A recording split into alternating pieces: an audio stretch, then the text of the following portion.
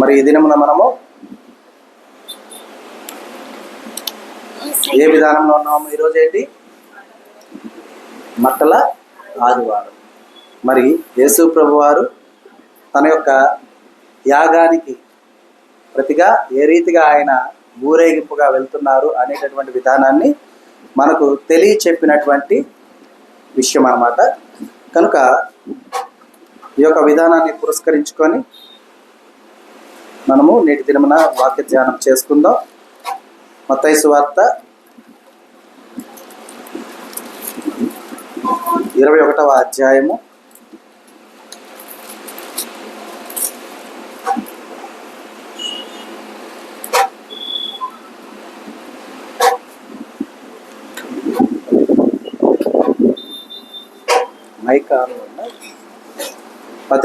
21వ అధ్యాయము మొదటి నుండి 2వ వచనం నుండి 9 వచనాలు ధ్యానం చేసుకుందాం. 21 మత్తయి సువార్త 21వ అధ్యాయము 2 నుండి 9 వచనాలు ధ్యానం చేసుకుందాం. చూడండమ్మా. మీ ఎదుటనున్న గ్రామమునకు వెళ్ళుడి. వెళ్ళగానే కట్టబడి ఉన్న ఒక గాడిదయు దానితోనున్న ఒక గాడిద పిల్లయు మీకు కనబడును. వాటిని విప్పి నా యొద్దకు తోలుకొని రండి. ఎవడైనను మీతో ఏమైనను అని ఎడల అవి ప్రభువునకు కావలసి ఉన్నవని చెప్పవలను. వెంటనే అతడు వాటిని తోలు పెట్టునని చెప్పి వారిని పంపెను. ప్రవక్త వలన చెప్పబడింది నెరవేరినట్లు ఇది జరిగిను. అదేమనగా, ఇదిగో నీ రాజు సాత్వికుడై గాడిదను భారవాహక పశువు పిల్లైన చిన్న గాడిదని ఎక్కి నీ యొద్దకు వచ్చుచున్నాడని సియోను కుమారితో చెప్పుడి అనున్నది. శిష్యులు వెళ్ళి యేసు తమకు ఆజ్ఞాపించిన ప్రకారం చేసి ఆ గాడిదను దాని పిల్లను తోలుకొని వచ్చి వాటి మీద తమ బట్టలు వేయగా ఆయన బట్టల మీద కూర్చుండెను. జనసమూహములోను అనేకులు తమ బట్టలు దారి పొడుగునా పరిచిరి. కొందరు చెట్ల కొమ్మలు నరికి దారి పొడుగునా పరిచిరి. జనసమూహములో ఆయనకు ముందు వెలుచుండిన వారును వెనుక వచ్చుచుండిన వారును దావీదు కుమారునికి జయము, ప్రభువు పేరిట వచ్చువాడు స్తుతింపబడును గాక అని సర్వోన్నతమైన స్థలముల్లో జయము అని కేకలు వేయుచుండ్రి. ఆయన యెరూషలేములోనికి వచ్చినప్పుడు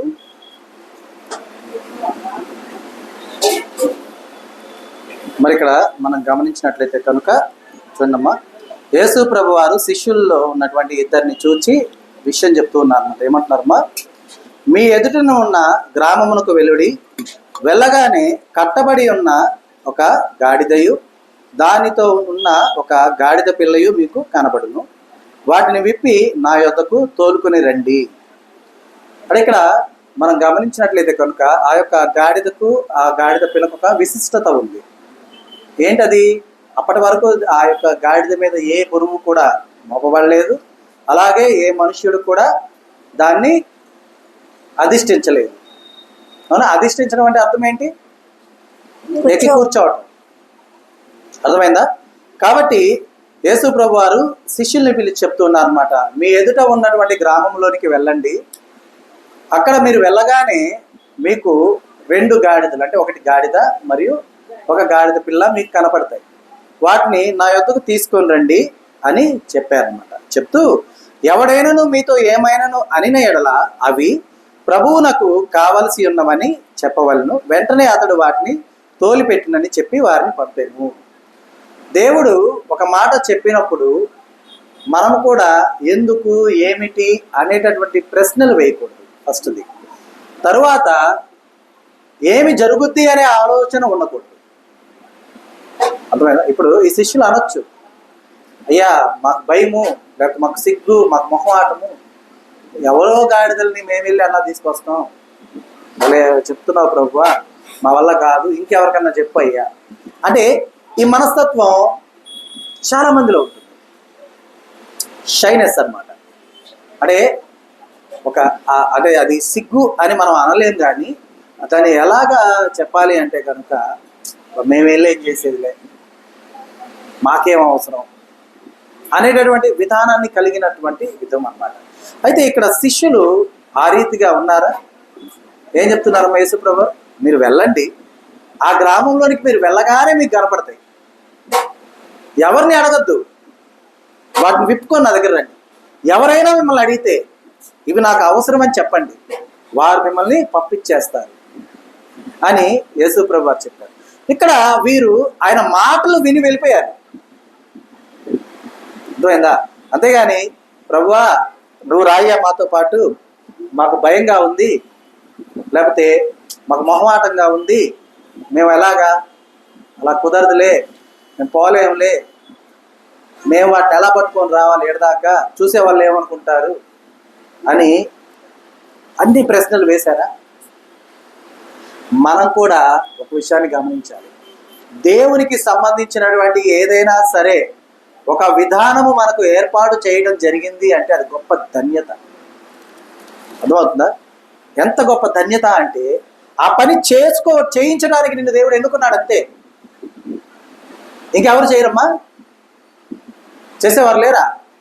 అనేకులు ఉన్నారు. కానీ నీకెందుకు చెప్పబడింది ఆ మాట? ఎందుకు చెప్పబడింది? నీ యొక్క విధేయత దేవునికి నచ్చింది. దేవుని మాటను నెరవేర్చుకోవాలన్నటువంటి విధానము ఆయనకు నచ్చింది. కాబట్టి నీకై దేవుడు ఒక పనిని నియమించి ఉండగా ఆ పనికి ఎలాగా మనము చేయకుండా ఉండాలా అని అనేకమైనటువంటి సాకులు వెతుక్కునేవారుగా మనం ఉండకూడదు. అందుకే దేవుడు అంటాడు, ఈ చిన్న పిల్లల వలె మీరుండిన ఎడలా అని. పసి పిల్లల వలె మీరు ఉండాలి అంటారు. ఇప్పుడు చిన్న పిల్లలు ఉన్నారు, అమ్మా నువ్వు అది పట్టుకొని అటు వెళ్ళమ్మా, లేదా ఇది తీసుకొని ఇటు రామ్మా, అక్కడికి వెళ్ళి అది తీసుకురమ్మా అంటే వాళ్ళు ఏమన్నా సిగ్గుపడతారా? మొహాడు పడతారా? మేము చేయమంటారా? ఎందుకని? పిల్లలకు వారు ఏంటంటే నాన్న చెప్పాడనో, లేదా అమ్మ చెప్పిందనో, లేదా టీచర్ గారు చెప్పారనో, సార్ చెప్పారనో వెంటనే ఆ పని చేయాలనేటటువంటి ఆలోచన వారిలో ఉంటూ ఉంటుంది అనమాట. ఆ రీతిగానే మనకు ఇచ్చినటువంటి పనిని మనం నెరవేర్చుట అనేది మనము చాలా ముఖ్యమైనటువంటి విధానము, విధి అని గమనించాలి.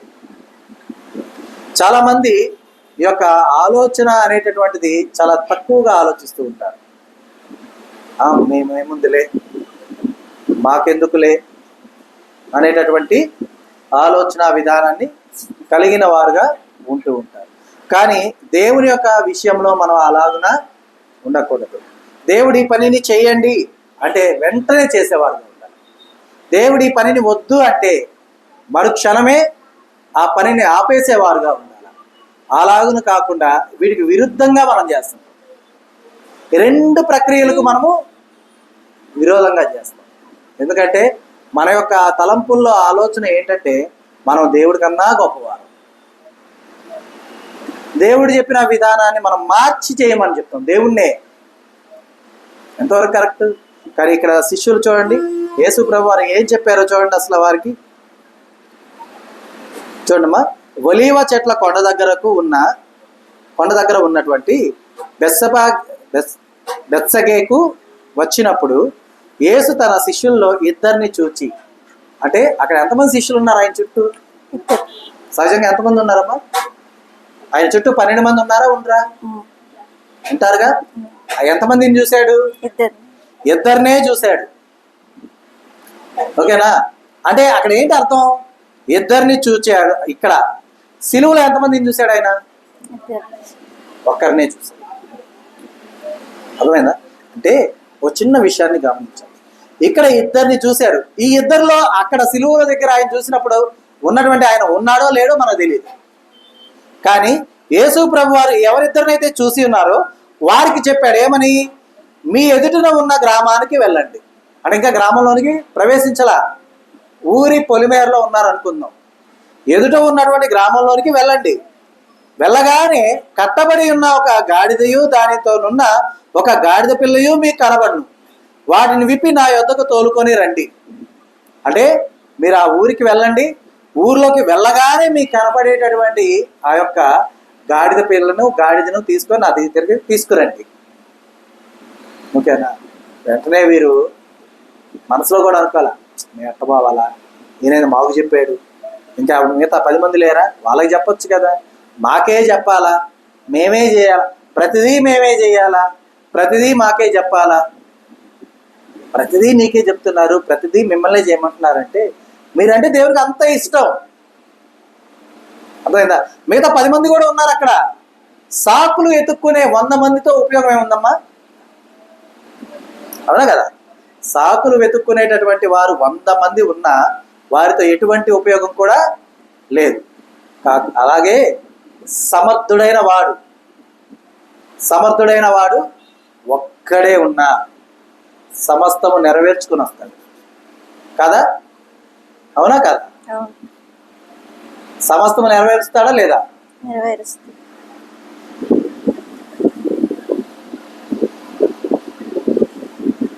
కాబట్టి మనము సమస్తము నెరవేర్చబడే వారిలో ఒకరిగా ఉందామా? సాకులు వెతుక్కునే 100 మందిలో ఒకరిగా ఉందామా? ఎలా ఉండాలి? మనల్ని మనం స్వపరిశీలన చేసుకోవాలి. అర్థమవుతుందా? ఎందుకంటే దేవుడు ఎవరిని బలవంత పెట్టడు. ఈ విషయాన్ని ఫస్ట్ గుర్తుపెట్టుకోండి. ఎవరిని కూడా బలవంత పెట్టి నువ్వు ఇది చేయాల్సిందే, తప్పదు అని దేవుడు ఎప్పుడు కూడా ఎవరిని కూడా అనడు. కనుక మనం గమనిస్తూ ముందుకు వెళ్ళాలి. ఎందుకంటే దేవుడు ఒక్కసారి మాత్రమే చెప్తాడు. అర్థమవుతుందా? ఒక్కసారే చెప్తాడు అంతే, రెండోసారి చెప్పడు. ఎందుకంటే మనము అబ్రహాం గారి విషయంలో కనుక గమనిస్తే, అబ్రహాం గారి విషయంలో ఏం జరిగిందమ్మా? అబ్రహామా అని పిలవగా చిత్తం ప్రభువా అన్నాడు. నీకు ఒక్కడే ఉన్న నీ కుమారుని నా కొరకు దహన బలిగా అర్పించన్నాడు అంటూ ఎవరో వివరంగా చెప్పాడు. ఎందుకంటే ఆయనకి ఎవరున్నారు? 2 కుమారులు ఉన్నారు. ఎవరెవరు వారు? ఇస్మాయిలు, ఇస్సాకు 2 ఉన్నారు. కనుక యేసు ప్రభు వారు ఏం చేశాడు? దేవుడు ఏం చేశాడు? క్లియర్గా చెప్పాడు, నీకు ఇష్టడైనటువంటి ఇస్సాకుని. ఒకసారి చెప్పాడా? 2-3 సార్లు చెప్పాడమ్మా తీసుకురమ్మని? ఒక్కసారి చెప్పాడు. దేవుని యొక్క విధానములో ఒక్క మారు మాత్రమే మీకు బాధ్యత ఇవ్వడం జరుగుతుంది. ఆ ఒక్కసారి మీరు ఆ బాధ్యతను సమర్థవంతంగా నెరవేర్చారా, ఇక మీరు దేవునికి ఇష్టలు అంతే. అర్థమైందా? అయితే ఆ ఒక్కసారి చెప్పిన పనిని చేయడానికి మనం సిద్ధంగా ఉండాలి. ఇవాళ కాదులేనా, ఈసారి చేస్తాం. ఈసారి చేసే కాడికి ఈరోజు నీకు ఎందుకు చెప్పటం? అవునా కదా? ఈసారి నువ్వు చేయటానికి ఈరోజు ఎందుకమ్మా నీకు చెప్పటం? అవసరం లేదు కదా? కనుక మనం గమనించాలి, దేవుడు ఏర్పాటు చేసేటటువంటి సమస్త విధానాలలో సమర్థవంతంగా నీవు జీవించాలన్నా, దేవునికి అత్యంత ఇష్టమైనటువంటి బిడ్డగా నీవు ఉండాలన్నా, నీవు దేవుడు ఏ పనినైతే చెప్పి ఉన్నాడో ఆ పనిని నీవు నెరవేర్చుటకు ఎప్పుడు కూడా సిద్ధంగా ఉండాలి. అలా కాకుండా ఆ పనిని తప్పించుకోవడానికి సిద్ధంగా ఉండటానికి గనక ప్రయత్నాలు చేస్తే కనుక దేవుడు మనకి ఇంకా ఆయన పనిని మనకు చెప్పడు. అర్థమైందా? ఒక్కసారి కోల్పోతున్నావు, ఎంత ధన్యతను కోల్పోతావో ఆలోచించు. అయితే పనిని చెప్పిన తర్వాత ఎలా ఉండాలో కూడా గమనిద్దాం. చూడండి, ప్రవక్త వలన చెప్పబడినది నెరవేరినట్లు ఇది జరిగను. అదేమనగా, ఇదిగో నీ రాజు సాత్వికుడై గాడిదను, భారావాహక పశువు పిల్ల అయిన చిన్న గాడిదను ఎక్కి నీ వద్దకు వచ్చుచున్నాడని సియోను కుమారితో చెప్పుడి. సియోను కుమారితో చెప్పండి అంటున్నాడు. ఏమని? నీ రాజు ఎలా వస్తున్నాడు? ఎలా వస్తున్నాడమ్మా? బేకరుడై వస్తున్నాడా? సాత్వికుడై వస్తున్నాడు. సాత్వికుడై వస్తున్నాడు. దేన్ని అధిరోహించాడు? అధిష్ఠించాడు గాడిదను, అలాగే భారావాహక. భారావాహక అంటే అర్థం ఏంటి? అత్యంత బరువు మోయగలిగింది అని అర్థం. అర్థమైందా? మనకి ఇప్పుడైతే ఎక్కడ కనపట్లేదు, కానీ పూర్వము బట్టలు ఉతికేవారు ఉంటారు కదా, వారు ఏటి దగ్గరికి ఆ ఊర్లో ఉన్న వస్త్రాలన్నింటినీ కూడా కలెక్ట్ చేసుకొని వారు ఒక గాడిద మీద పెట్టుకొని వాటిని తీసుకెళ్ళేవారు. అర్థమైందా? అంటే ఆ గాడిద ఎంత బరువైనా మోస్తుంది కాబట్టి, అందుకనే మనం ఎక్కడన్నా ఎవరన్నా చెప్తూ ఉంటే, అరే పాపం వాడు గాడిద చాకిరీ చేస్తున్నాడు రా, వాడిని ఎందుకు ఇబ్బంది పెడతారు అంటుంటారు. అంటే అంత భారాన్ని మోస్తున్నారని అర్థం. ఇక్కడ యేసు ప్రభు వారు ఆ యొక్క భారవాహక పశువు పిల్లైన చిన్న గాడిదని ఎక్కారు అంటే అర్థం, భారాన్ని మోయగలిగింది అని. అంటే ఇక్కడ సింపుల్గా గుర్తుపెట్టుకోండి, క్రీస్తును వెంబడిస్తున్న మనము, క్రీస్తును కలిగిన మనము అంటే అర్థం గాడిద ఏ రీతిగా భారాన్ని మోయాలో ఆ భారాన్ని మనము మోయుటకు సిద్ధంగా ఉన్న వారము అని అర్థం. అర్థమైందా? లోకములో కలిగినటువంటి ఇబ్బందులు కావచ్చు, లోకములో ఉన్నటువంటి కష్టాలు కావచ్చు, లోకము మిమ్మల్ని పెట్టేటటువంటి భయము కావచ్చు, వీటన్నిటి కూడా జయించగలిగిన వారు మీరు కాబట్టే మీకు దేవుడు అప్పచెప్పడం జరిగింది. జయించలేరు అని కానీ అక్కడ అర్థం లేదు. అర్థమవుతుందా? మనం జయించగలిగిన వారు. ఎందుకంటే మనల్ని అధిష్ఠించింది ఎవరు? ఎవరమ్మా? దేవుడు అధిష్ఠించాడు. ఒక రాజు యుద్ధానికి గుర్రం మీదే వెళ్ళాలని రూల్ ఉందా? ఒకవేళ రూల్ ఉందనుకుందాం, గుర్రం మీద వెళ్తేనే గెలుస్తాడు అని. ఓకే, కానీ నీ రాజు సాత్వికుడే వచ్చుతూ ఉన్నాడు. అయితే గుర్రాన్ని అధిష్ఠించలా, గాడిదను అధిష్ఠించాడు. గెలిచాడా ఓడాడా? అర్థమైందా? అక్కడ అర్థం ఏంటంటే నువ్వు ఏమి ఎక్కావు అనేది నీకు కాదు ముఖ్యం, నీవెంత సమర్థుడివి అనేదే ముఖ్యం. అర్థమవుతుందా? అలాగునే మనం కూడా గమనించాలి. మనం క్రీస్తును కలిగిన వారం, క్రీస్తును ధరించుకున్న వారం. ఆయన ఏం చెప్తే అది చేయడానికి మనము సిద్ధమైన వారుగా ఉండాలి. ఇటువైపు వెళ్ళు అంటే అటువైపు వెళ్ళేవారు ఉండాలి. ఈ పని చేయి అంటే ఆ పని చేసేవారుగా ఉండాలి. ఇది తిను అంటే తినేవారుగా ఉండాలి. ఇవి త్రాగు అంటే త్రాగేవారుగా ఉండాలి. అంటే ఒక్క మాటలో చెప్పాలి అంటే నీ ఇష్టానుసారంగా ఉండకూడదు, నువ్వు దేవుని ఇష్టానుసారంగా ఉండాలి. అర్థమైందా? అలాగున ఉంటే నీ విశిష్టత ఏంటో చూడండి. శిష్యులు వెళ్ళి యేసు తమకు ఆజ్ఞాపించిన ప్రకారము చేసి ఆ గాడిదను దాని పిల్లను తోలుకొని వచ్చి వాటి మీద తమ బట్టలు వేయగా ఆయన బట్టల మీద కూర్చుండెను. జన సమూహములలో అనేకులు తమ బట్టలు దారి పొడుగునా పరిచిరి, కొందరు చెట్ల కొమ్మలు నరికి దారి పొడుగునా పరిచిరి.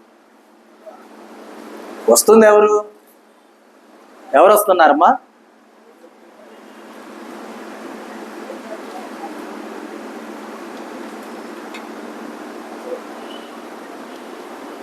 ఎవరు వస్తున్నారమ్మా? యేసు ప్రభు వారే కదా వస్తుంది. వస్తుంది ఎవరు? యేసు ప్రభు వారేనా? కాళ్ళు నేల మీద పెడుతుంది ఎవరు? ఎవరివి? నేల మీద కాళ్ళు పెడుతుంది ఎవరివి? గాడిదవే కదా. దాని కాలు కింద ఏముంది? మట్టి ఉందా? రాళ్ళు ఉన్నాయా? రప్పలు ఉన్నాయా? ఏమున్నాయి? వస్త్రాలు ఉన్నాయి.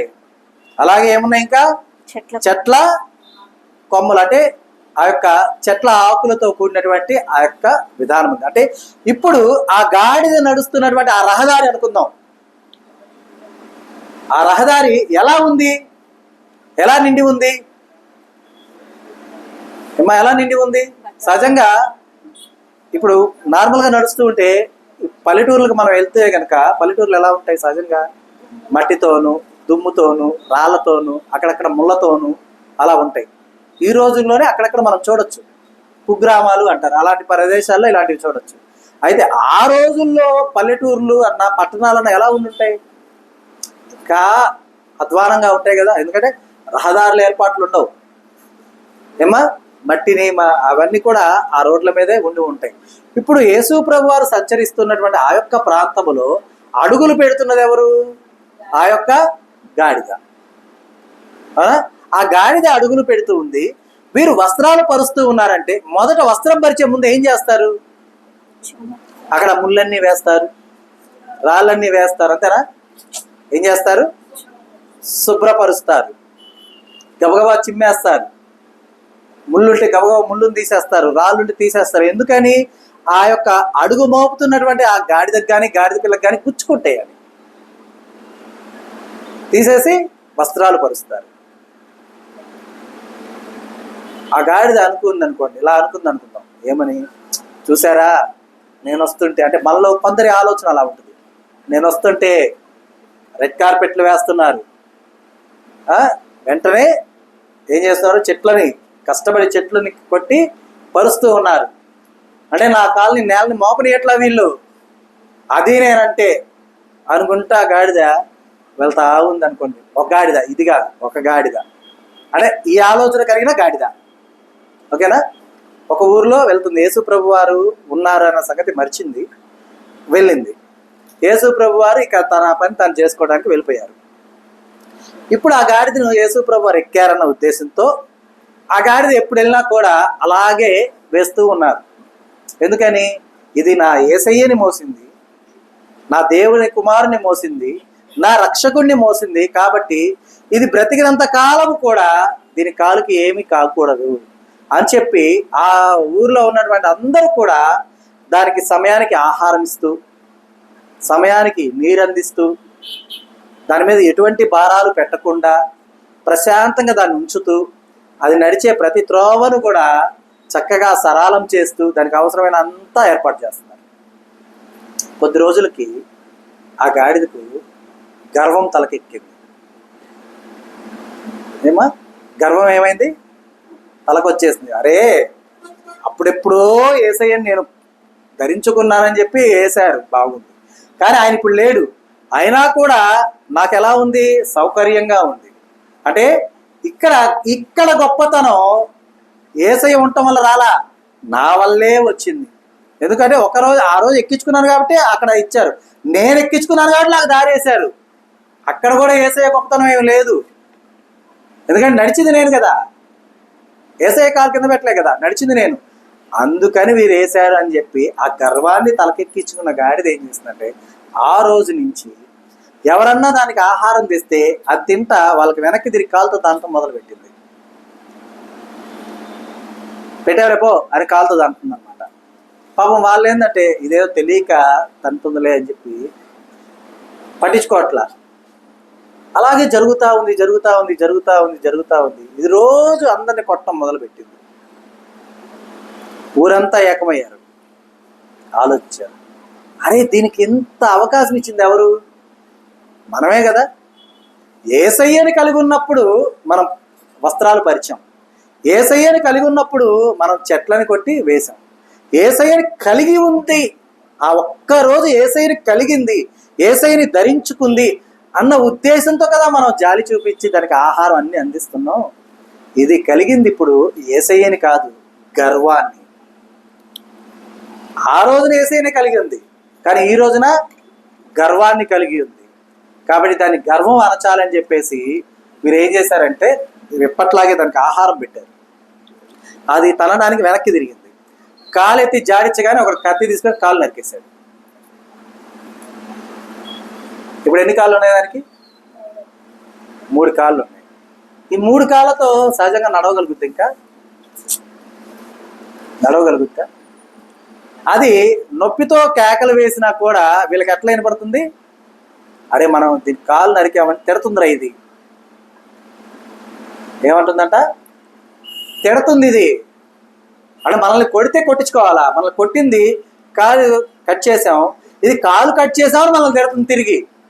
కాబట్టి దీని నోరు కూడా 4 కూడా కోసేయాలా అని చెప్పేసి 4 కూడా కట్ చేశారు.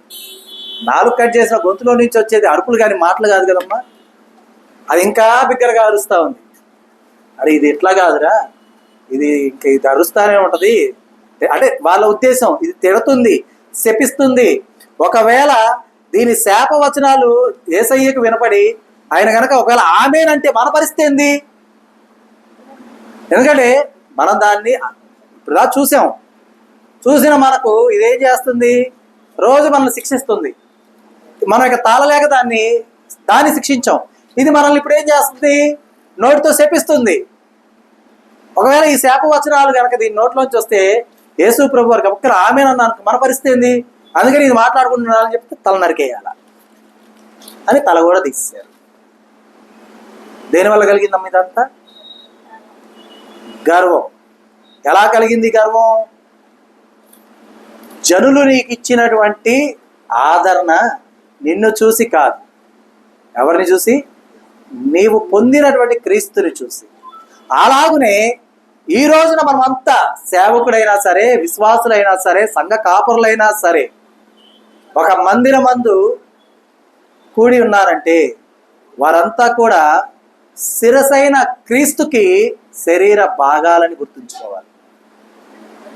ఏ భాగం అయితే వ్యతిరేకంగా ప్రవర్తిస్తుందో ఆ భాగాన్ని కట్ చేయమన్నాడు యేసుప్రభు వారు.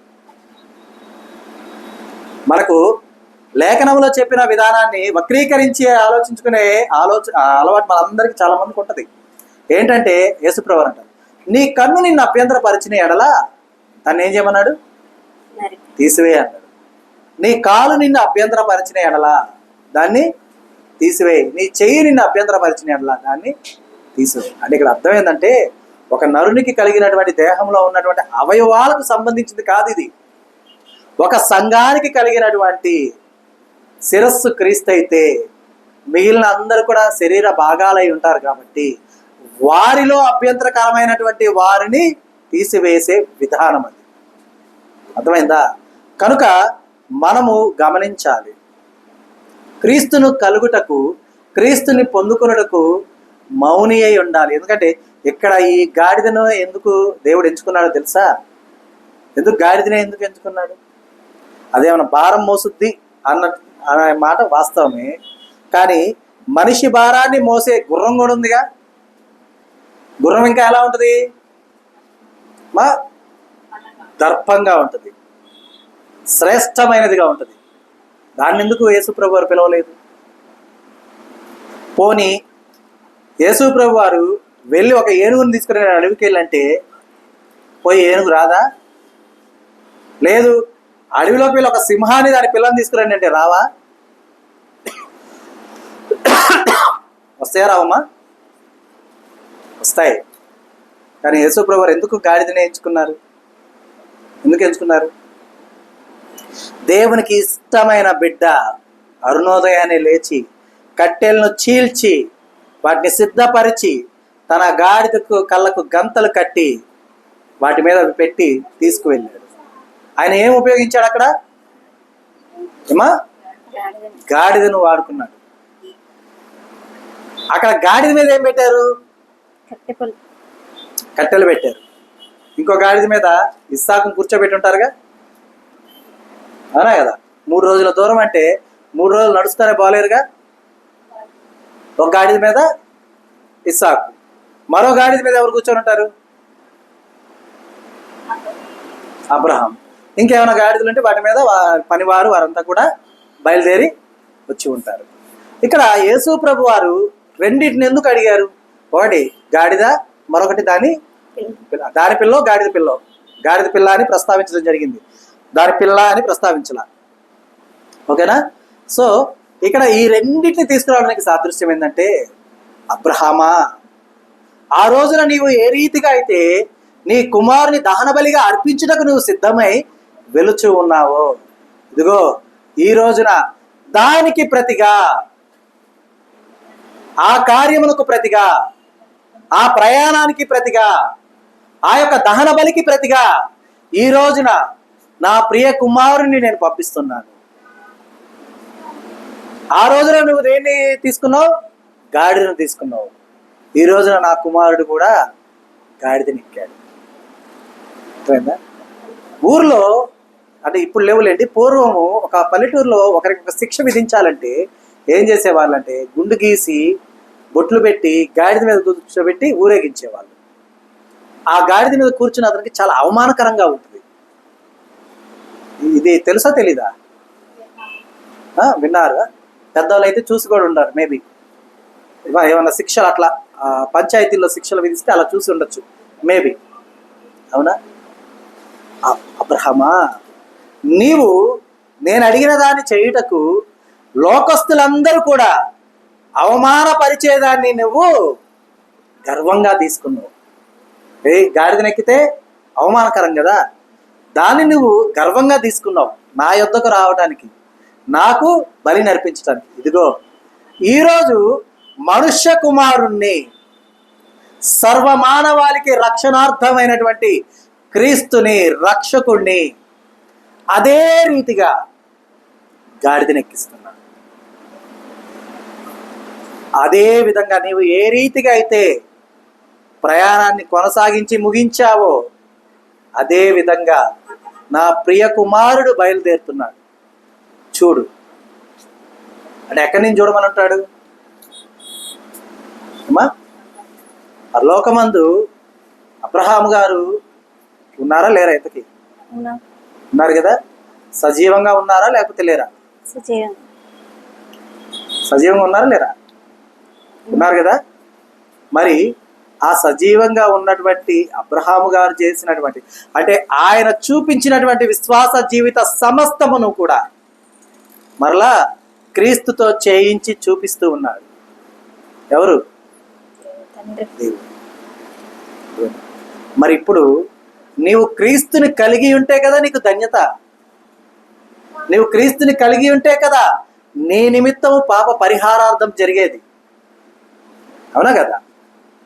గర్వం తలకెక్కించుకుంటే చాలా మందిలో ఒక ఆలోచన ఉంటుంది, మేము ప్రార్థన చేస్తే చాలు దేవుడు వెంటనే చేసేస్తాడు. చేస్తాడు, కరెక్టే. అందులో నీ గొప్పతనం ఏంటి నాకు అర్థం కాల. నీ గొప్పతనం ఏంటి అందులో? నువ్వు అడిగావు, ఆయన చేశాడు. అదే ఆయనకి ఇష్టమైనది చేయటం. అర్థమైందా? ఆయనకి ఇష్టం లేదనుకో, నువ్వు ఎంత అడిగితే ఉపయోగం ఏముంది? ఉపయోగం ఉందా? నువ్వు అడగటం ఆయనకి ఇష్టమని కాదు, నువ్వు అడిగిన పనిని ఆ క్రియను చేయటం ఆయనకి ఇష్టమై ఉంది. అందుకే నువ్వు అడిగేలాగా నిన్ను చేశాడు దేవుడు. అర్థమైందా? నువ్వు అడిగావు కాబట్టి జరగలే అక్కడ, అది చేయాలి కాబట్టి నీతో అడిగిచ్చాడు దేవుడు. అర్థమవుతుందా? కాబట్టి మన గొప్పతనం ఏం లేదు, అది గమనించాలి మనం. ఎందుకంటే ఒక్కొక్క సందర్భంలో మనకు వచ్చేటటువంటి ఆ గర్వము అక్కడ గాడిదకి ఏ రీతిగా ఏ పని అయితే అవుతుందో మనకు కూడా అదే అవుతుంది. నేను బాగా పాటలు పాడతాను కాబట్టి దేవుడికి నా స్వరం అంటే ఇష్టం, నా రాగం అంటే ఇష్టం. నేను పాట పాడి ప్రార్థన చేస్తే దేవుడు వెంటనే చేస్తాడు. ఎందుకంటే నువ్వు అంటే ఇష్టమే, కానీ నీ గర్వం అంటే ఇష్టం లేదు దేవునికి. నువ్వు దేని మనసు కలిగి ఉన్నావా? నువ్వు గొప్పగా ప్రార్థన చేయక్కర్లా, ఒక్క మాట నువ్వు అడిగినా చాలు. నువ్వు దేని మనసు కలిగి ఉన్నావా? నువ్వు రాగయుక్తమైనటువంటి పాటను అనర్గళంగా పాడక్కర్లా, వచ్చి రాని పాటను నువ్వు పాడినా సరే నీ మాటను దేవుడు వింటాడు. ఆయన నీ పనిని చేయాలి అంటే నీలో మొదట ఏముండకూడదమ్మా? గర్వం ఉండకూడదు. ఎందుకంటే నాశనానికి ముందుగా గర్వం నడుస్తుంది. అర్థమైందా? చాలా మంది ఉంటారు గర్వంతో, మేమే చేయాలా, వాళ్ళు చేస్తారులే, మేమే పోవాలా, వాళ్ళు పోతారులే, వాళ్ళు పోతారు వాళ్ళు చేస్తారు అన్నప్పుడు నిన్నెందుకు పిలుస్తారు? అసలు ఒకసారి పిలుస్తారు, 2 సార్లు పిలుస్తారు, 3ఓసారి పిలుస్తారా? ఇక అక్కడి నుంచి మనకు అనిపిస్తుంది, నా పేరు చెప్తే బాగుండు, నన్ను పిలిస్తే బాగుండు. ఇక నీ పేరు రాదు బయటికి. ఎందుకు రాదు? చేయడం ఇష్టం లేదని నువ్వు కనబరిచావు 2-3 సార్లు. ఇక పొదుగుకులు నీ పేరు చెప్పి ఆహా అనిపించుకుంటారా? అనిపించుకోరు. ఇప్పుడు దేవుడు నన్నైనా సరే, ఫ్రాంక్ బాబు ఇదిగో నువ్వు వెళ్ళి ఆ పని చేయన్నాడు అనుకో, నాకు ఓపిక లేదు ప్రభు అన్నాను అనుకో, సరే ఇంకొంత చేపిస్తానులే అంటాడు మొదట. 2ఓసారి ఇదే అన్నా అనుకో, సరే. 3ఓసారి ఇదే, సరే. 4ఓసారి నుంచి ఫ్రాంక్ బాబు పేరు రాదు. ఇంకెవరి పేరు వస్తుంది? ఆడ ఎవరు చేశారో వాళ్ళ పేరు వస్తుంది. ఎందుకు? నీ ఉద్యోగం పీకేయబడింది. అర్థమైందా? ఏంది ప్రభు నాకేం పని చెప్పు అంటే, చెప్పే టైం ఉందిలే కూర్చో అట్లా అంటది. ఇంక ఉపయోగం ఉందమ్మా?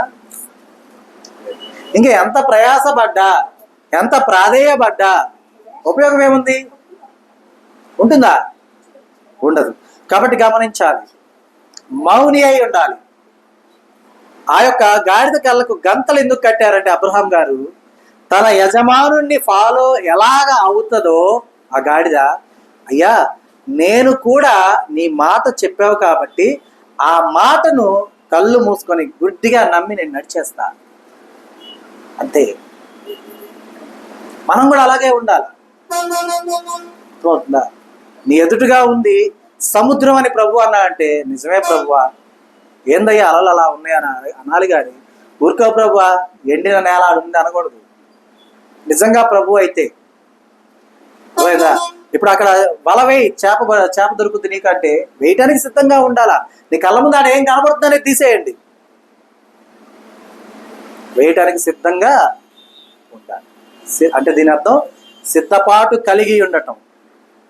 అర్థమైందా? గమనించాలి. అయితే చూడండమ్మా, శిష్యులు వెళ్ళి ఏం చేశారు? దేవుడు ఏ రీతిగా అయితే యేసు ప్రభు వారు చెప్పారో ఆ రీతిగా సమస్తమును ఏర్పాటు చేసి తీసుకుని వచ్చి ఆ గాడిద మీద ఏం చేశారు? క్లాత్ కప్పగానే యేసు ప్రభు వారు దాన్ని ఎక్కారు. ఎక్కిన తర్వాత అది నడుస్తూ ఉన్నటువంటి ఆ ప్రాంతం అంతా కూడా ఏం చేశారు? వస్త్రాలు పరిచారు. అలాగే చెట్ల కొమ్మలు నరికి దారి పొడుగున పరుచుకుంటూ వచ్చారనమాట. అయితే జన సమూహముల్లో ఆయనకు ముందుగా వెళ్ళుచుండిన వారును వెనక వచ్చిన వారును ఏమని అంటున్నారు చూడండి. దావీదు కుమారునికి జయము, ప్రభు పేరట వచ్చుచున్నవాడు స్తుతింపబడును గాక, సర్వోన్నతమైన స్థలముల్లో జయము అని కేకలు వేస్తూ ఉన్నారు అనమాట. కాబట్టి మనం గమనించాలి, దేవునిని నీవు కలిగి ఉన్న ఎడలా, దేవుని నీవు పొందుకొని ఉన్న ఎడలా సదాకాలము నీకు లభించేది గౌరవ మర్యాదలే. అర్థమైందా? అవమానించేవారు ఉంటారు, అవహేళన చేసేవారు ఉంటారు, తప్పు పట్టేవారు ఉంటారు, ఎత్తి చూపేవారు ఉంటారు, నిందించేవారు ఉంటారు. అవన్నీ కూడా ఆ గాడిదకి అవసరమా? నడుస్తున్న గాడిదకి ఏం చేస్తుంది? నడుచుకుంటూ వెళ్ళిపోతుంది. ఎవరన్నా గాడిద ఆపి ఏది మేము నిన్ను ఇట్లా తిడుతుంటే నువ్వు పట్టించుకోంటే అదొకటే అంటది, అంటది. ఏమంటదమ్మా? దాని భాష అదే కదా. అంటే మనకు దాని భాషకు అర్థం ఉంటే ఏమంటుందో చెప్తున్నా. నువ్వేమన్నావో నాకు అర్థం కాల, అంతే కదా. గాడిద ఎలా అరుచుద్దో ఎవరికైనా వచ్చా? రాదా? సరే వదిలేసి. ఎవరు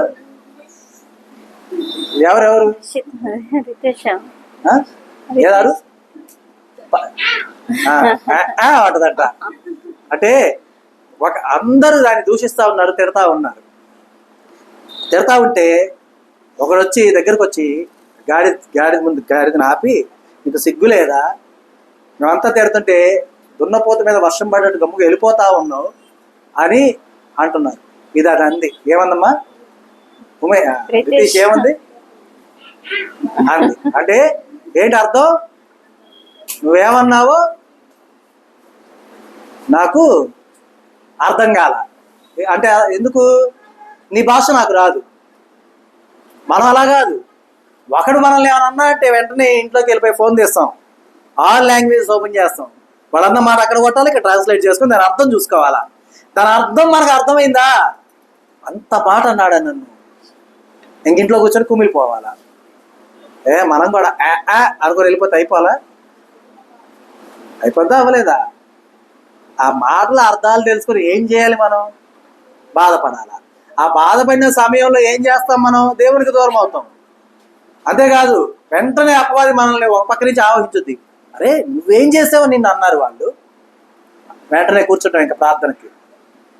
ఏమంటాం? ఇంకా వాడు అలా అయిపోవాలి, ఇలా అయిపోవాలి, వాడి కాలు కింద భూమి కంపించాలా, భూమి నిర్లించాలా, పగిలిపోయిన భూమిలో వాడు పడిపోవాలా. ఎందుకు? నన్ను అన్నాడు. అప్పుడు మన నోట్లోంచి వస్తున్న మాటలు ఏంటి? భలే ఆశీర్వాద వచనాలు కదా. అయ్యానా? కాదు, శాప వచనములు మన నోట ఉచ్చరింపకూడదు. ఆశీర్వాద వచనములు మాత్రమే మన నోటి నుండి రావాలి. ఎందుకంటే ఇది కూడా ఒక ఆజ్ఞ. అబ్రహాం గారికి దేవుడు ఒక ఆజ్ఞ ఇచ్చాడు. అంటే ఒక ఆశీర్వాదకరమైనటువంటి ఆజ్ఞతో కూడిన మాట ఇచ్చాడు. ఏంటది? నిన్ను ఆశీర్వదించిన వారిని నేను ఆశీర్వదిస్తా, నిన్ను శపించిన వారైనా సరే, నిన్ను దూషించిన వారైనా సరే వారిని నేను శపిస్తా. ఇది అందరికీ వర్తించుద్ది కదా. ఎందుకని? నువ్వైనా అబ్రహాము కుమారుడివే, నేనైనా అబ్రహాము కుమారుడే, ఇంకొక అన్యుడైన అబ్రహాము కుమారుడే. ఈ సర్వమానవాళి సమస్త జనులు కూడా అబ్రహాము కుమారులే. అబ్రహాము గారికి ఏదైతే ఆస్తి ఉన్నదో తన బిడ్డలకు ఎలా సంక్రమిస్తుందో ఆ రీతిగానే ఆ యొక్క ఆశీర్వాదం అందరికి క్యారీ ఫార్వర్డ్ అవుతుంది. నీవు ఒకవేళ కనుక ఎదుటివారిని దూషించినా, ఎదుటివారిని శపించినా, వారు కనుక అబ్రహాము బిడ్డ అయితే నీవు శపించింది, నువ్వు దూషించింది అబ్రహాము గారిని కదా.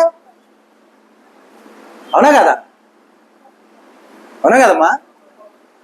మరి అప్పుడు దేవుని దగ్గర నుంచి నీకేమొస్తుంది? మంచి బొకే వస్తుంది.